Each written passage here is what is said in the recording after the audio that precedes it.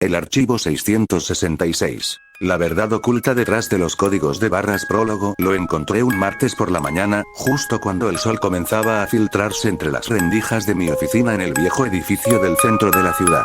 Había trabajado durante 15 años como analista de sistemas en la empresa más grande de gestión de inventarios de Latinoamérica, y en todo ese tiempo nunca había visto nada que me hiciera temblar tanto como lo que descubrí en aquel archivo olvidado. Mi nombre es Ricardo Márquez, y este es el relato de cómo el simple acto de escanear un código de barras cambió mi vida para siempre. Lo estoy escribiendo en una computadora portátil que me rogué prestar a un amigo, en un internet café en la periferia de la ciudad, porque ya no me atrevo a usar ninguna conexión que esté registrada a mi nombre. Mis dedos tiemblan mientras tecleo cada palabra, y cada rato miro hacia atrás, convencido de que alguien o algo me está siguiendo. Si estás leyendo esto, te pido que lo hagas con mucho cuidado. No intentes buscar lo que voy a contar. No intentes escanear ningún código que mencione. Y, por el amor de Dios, si alguna vez encuentras un archivo etiquetado como 666 en algún sistema de inventario, cierra la ventana inmediatamente y borra todo rastro de que lo hayas visto. No quiero que te pase lo mismo que a mí, a mis compañeros, y a todos aquellos que se atrevieron a investigar demasiado profundo en el mundo oculto que yace detrás de cada línea y cada espacio de los códigos que usamos todos los días. Capítulo 1. El sistema nuevo fue en septiembre de 2025 cuando la empresa decidió implementar el nuevo software de gestión, InvenTrack 7.0. Dijeron que era el más avanzado del mercado, capaz de procesar millones de transacciones por segundo y de mantener un registro impecable de cada producto que entraba y salía de nuestros almacenes. Nos pasaron semanas en capacitaciones interminables, aprendiendo los menús, los atajos de teclado y los procedimientos estándar para cualquier eventualidad. Mi jefe, el señor González, era un hombre de 50 años con una sonrisa forzada y una obsesión por la eficiencia. Este sistema va a cambiar todo, Ricardo, me dijo un día mientras me mostraba la interfaz principal en su pantalla gigante.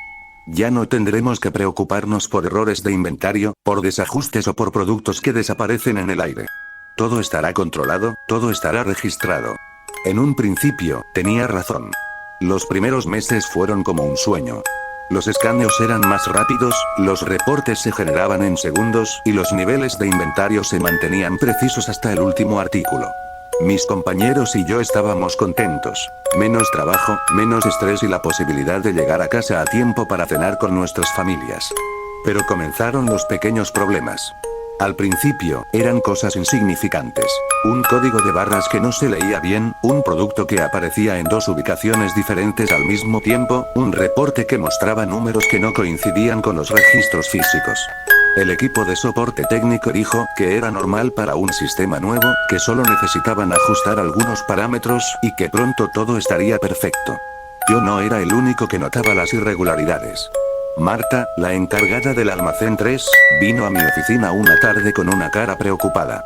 Ricardo, dijo, cerrando la puerta con cuidado como si temiera que alguien la escuchara.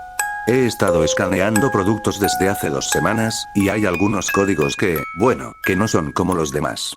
Le pedí que me mostrara lo que quería decir, y sacó una hoja de papel con varios códigos impresos. La mayoría eran los estándares. Líneas negras de diferentes grosores, números debajo que iban de 0 a 9. Pero en la esquina inferior derecha de la hoja, había uno que se diferenciaba completamente. Las líneas no tenían el patrón usual. Estaban dispuestas en ángulos extraños, y los números debajo no eran dígitos, sino símbolos que nunca había visto antes. ¿De dónde sacaste esto?, le pregunté, tomando la hoja con manos que ya comenzaban a temblar ligeramente. Se apareció en el sistema hace 3 días, respondió Marta, bajando la voz aún más.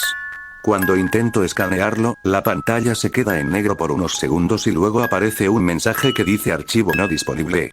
Pero lo peor es que cada vez que lo intento, siento como si alguien me estuviera mirando desde la oscuridad del almacén. Ya no me atrevo a estar ahí sola después del horario de trabajo. Le dije que no se preocupara, que probablemente se tratara de un error de impresión o de un código de prueba que se había quedado en el sistema.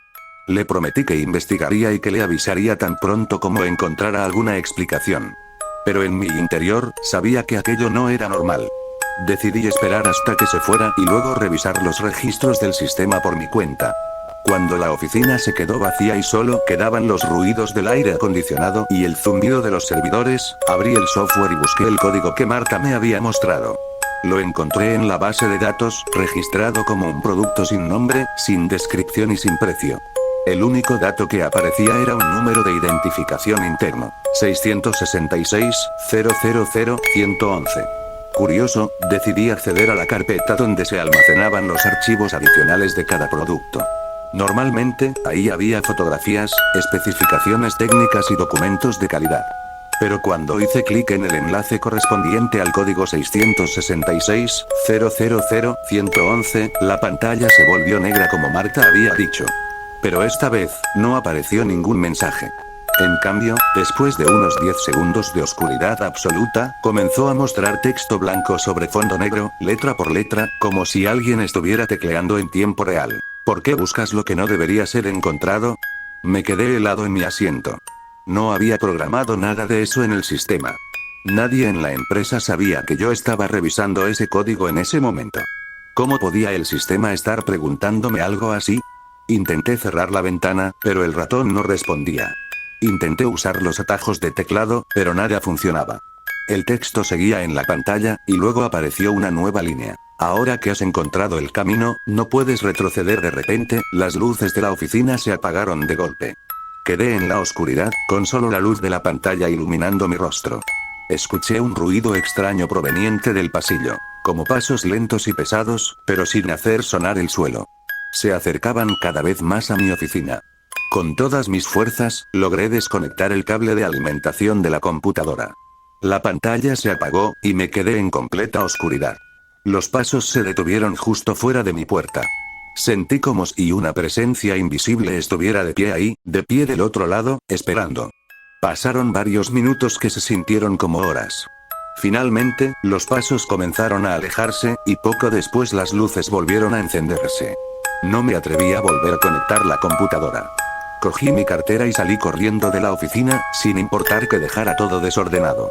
En el camino a casa, me di cuenta de que mi mano derecha seguía agarrada a la hoja de papel con el código extraño que Marta me había dado.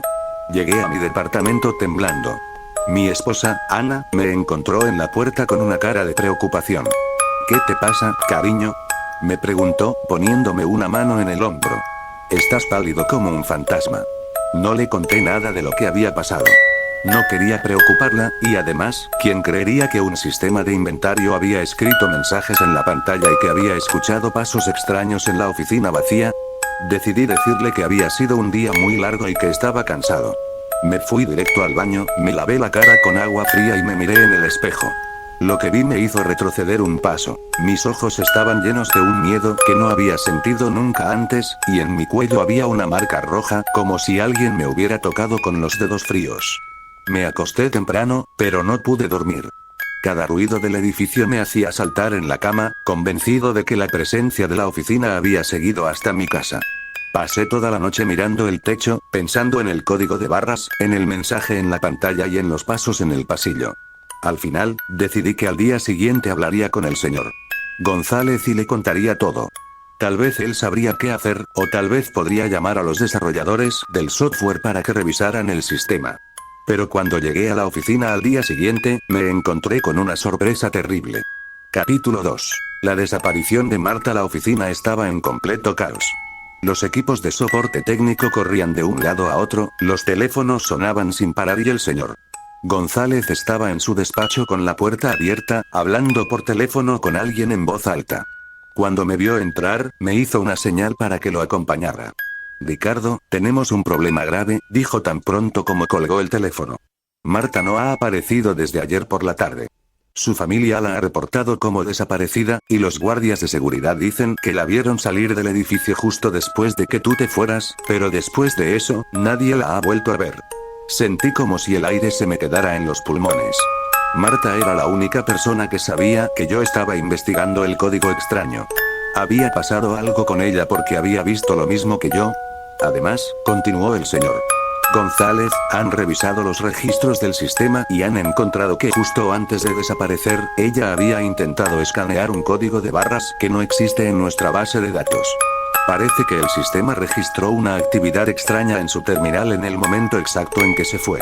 No pude evitar preguntar. ¿El código tenía algún número de identificación específico? El señor González abrió un archivo en su computadora y mostró una pantalla con los registros. Allí estaba. 666-000-111. ¿Sabes algo sobre esto? Me preguntó, mirándome a los ojos con una expresión seria. No supe qué decir. Si le contaba la verdad, ¿me creería? ¿O pensaría que estaba loco? Decidí decirle parte de lo que había pasado. Que Marta me había mostrado el código, que yo había intentado revisarlo y que el sistema se había comportado de manera extraña. Pero omití los mensajes en la pantalla y los pasos en el pasillo. El señor González me escuchó en silencio, frunciendo el ceño. Esto es muy preocupante, dijo al final. He llamado a los desarrolladores del software. Ellos vendrán esta tarde para revisar el sistema y ver qué está pasando. Mientras tanto, quiero que tú investigues los registros de seguridad del edificio. Tal vez las cámaras hayan captado algo que nos ayude a encontrar a Marta. Pasé el resto de la mañana revisando las grabaciones de las cámaras de seguridad. La mayoría no mostraban nada fuera de lo común. Empleados trabajando, guardias haciendo sus rondas, clientes entrando y saliendo del edificio. Pero cuando llegué a las grabaciones del pasillo donde estaba mi oficina, vi algo que me hizo sentir escalofríos por todo el cuerpo. A las 19:47 horas, justo después de que yo me hubiera ido, Marta apareció en el pasillo. Caminaba despacio, como si estuviera en trance, y llevaba en la mano una hoja de papel con el código extraño. Se detuvo frente a mi oficina, abrió la puerta y entró. Pasaron unos minutos, y luego salió de nuevo. Pero esta vez, no estaba sola.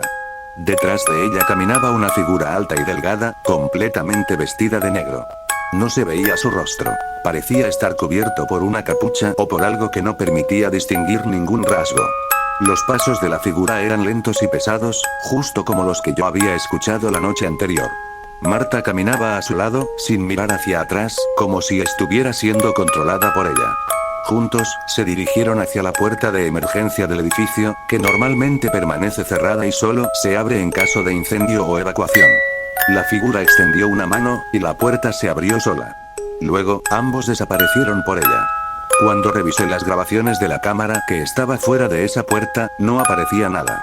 Ni Marta, ni la figura. Habían desaparecido como si nunca hubieran existido.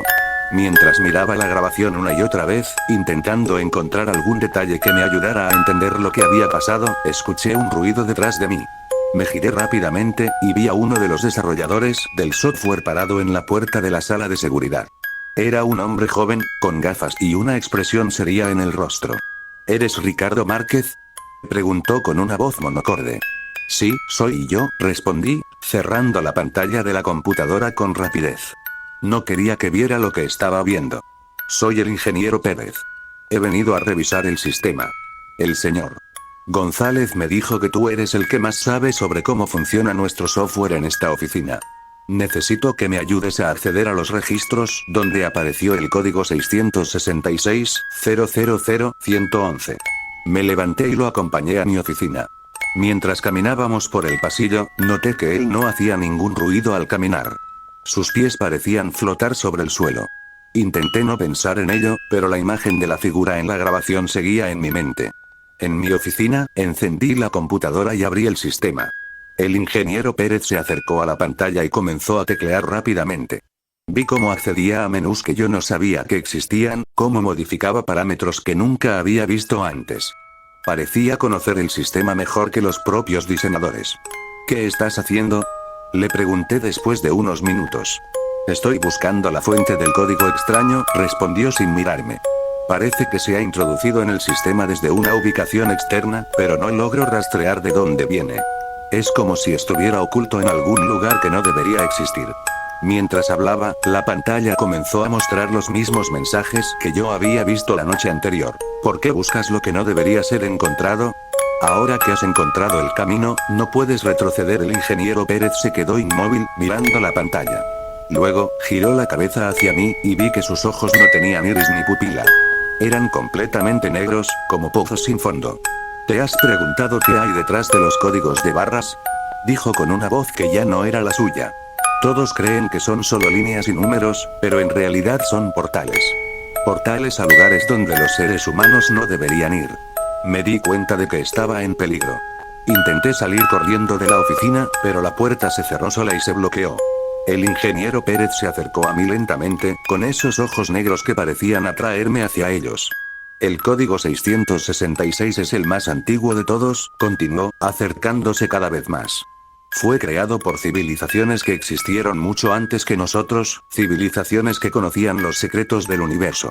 Ellos usaban los códigos para comunicarse con otras dimensiones, para traer cosas de allá para acá. Pero algo salió mal. Algo que no debería haber sido liberado fue puesto en libertad, y ahora busca volver a casa. Con cada palabra que pronunciaba, sentía como el aire de la oficina se enfriaba hasta el punto de hacer que mis dientes chocaran. El ingeniero Pérez extendió su mano hacia mí, y vi que sus dedos no eran normales. Estaban alargados, con uñas negras y puntiagudas que parecían cortar el aire al moverse. No temas, dijo, aunque su voz sonaba como si viniera de muy lejos y de muy cerca al mismo tiempo. Marta ya está en un lugar mejor. Un lugar donde los códigos no son más que herramientas, donde todo está conectado. Ella entendió. Ahora es tu turno. En ese momento, escuché el sonido de sirenas acercándose. El ruido hizo que el ingeniero Pérez se detuviera y girara la cabeza hacia la ventana. Parece que tus amigos han llegado antes de tiempo, dijo, con una sonrisa que mostraba dientes afilados como navajas. Pero no importa. Ya has visto demasiado. Ya formas parte del código. De repente, la puerta de la oficina se abrió de golpe. El señor González entró corriendo, seguido de varios policías y técnicos de seguridad. Pero cuando vieron al ingeniero Pérez, se quedaron helados. El hombre con los ojos negros se volvió hacia ellos, y en ese instante, la pantalla de mi computadora comenzó a mostrar miles de códigos de barras, todos con el número 666 al principio. Cada producto que has escaneado, cada artículo que has registrado, dijo el ingeniero Pérez, mientras los códigos se multiplicaban en la pantalla y comenzaban a proyectarse en las paredes de la oficina. Todos llevan su marca. Todos están conectados al archivo 666. Y ahora, todos ustedes también lo estarán. Los policías intentaron acercarse, pero las líneas de los códigos parecían cobrar vida, extendiéndose desde la pantalla hasta el suelo como serpientes negras. Una de ellas envolvió la pierna de uno de los oficiales, y él comenzó a gritar mientras su piel se volvía pálida y aparecían líneas negras bajo ella, como si el código se estuviera imprimiendo en su cuerpo. El señor González agarró mi brazo y me tiró hacia la puerta. Vamos, Ricardo. Gritó. Tenemos que salir de aquí ahora mismo. Corrimos por el pasillo, mientras detrás de nosotros escuchábamos gritos y el sonido de las líneas de los códigos extendiéndose por todo el edificio. Cuando llegamos a la entrada principal, vi que la situación era aún peor. Los empleados corrían por todos lados, mientras en las pantallas de los escáneres aparecían los códigos 666 y las paredes se cubrían de líneas negras que se movían como si estuvieran vivas. Fuera del edificio, la calle estaba en caos. Coches se chocaban, personas corrían gritando y en las pantallas de los anuncios electrónicos aparecían miles de códigos de barras. Miré hacia arriba y vi que incluso en el cielo, las nubes parecían formar patrones que recordaban a los códigos. El ingeniero Pérez tenía la razón. Todo estaba conectado. El señor González y yo corrimos hasta su coche y salimos de la zona lo más rápido posible. Mientras conducíamos, él me contó lo que había descubierto mientras yo revisaba las cámaras de seguridad. Resultó que el software Inventrax 7.0 no había sido desarrollado por la empresa que nos lo había vendido. En realidad, se trataba de un programa que había sido encontrado en un centro de datos abandonado en una zona rural de México, en un edificio que había pertenecido a una organización secreta que operó durante décadas sin que nadie lo supiera. Según los documentos que encontraron, dijo el señor González, mientras esquivaba un coche que se había salido de la carretera, la organización se dedicaba a investigar la conexión entre los códigos de barras y las dimensiones paralelas. Creían que cada código era una llave que podía abrir un portal, y que el código 666 era la llave maestra. Pero algo salió mal durante una de sus experiencias, y el portal se abrió demasiado. Lo que salió de allí comenzó a infectar todos los sistemas que usaban códigos de barras, extendiéndose como una enfermedad. Pregunté por Marta, y el señor González bajó la mirada. Los documentos dicen que quienes entran en contacto directo con el código 666 son llevados al otro lado. No sabemos si están vivos o muertos, o si existen en un estado intermedio. Lo único que sabemos es que nunca vuelven. Llegamos a una estación de policía en las afueras de la ciudad, pero cuando intentamos explicar lo que estaba pasando, nadie nos creyó. Decían que estábamos locos, que se trataba de un ataque cibernético o de un fenómeno natural inexplicable. Pero yo sabía la verdad. Había visto los ojos negros del ingeniero Pérez, había sentido la presencia en la oficina y había visto cómo los códigos se extendían como una maldición. Ese fue hace 3 semanas. Desde entonces, he estado en la clandestinidad. Me he cambiado de lugar varias veces, usando solo computadoras que no están registradas a mi nombre y evitando cualquier cosa que tenga un código de barras. Pero es imposible escapar completamente. Los códigos están en todos lados. En los alimentos, en la ropa, en los medicamentos, en los libros. Cada vez que veo uno, siento como mi piel se arde y como aparecen líneas negras bajo ella, como si el código se estuviera imprimiendo en mi cuerpo. He descubierto que no soy el único que sabe la verdad.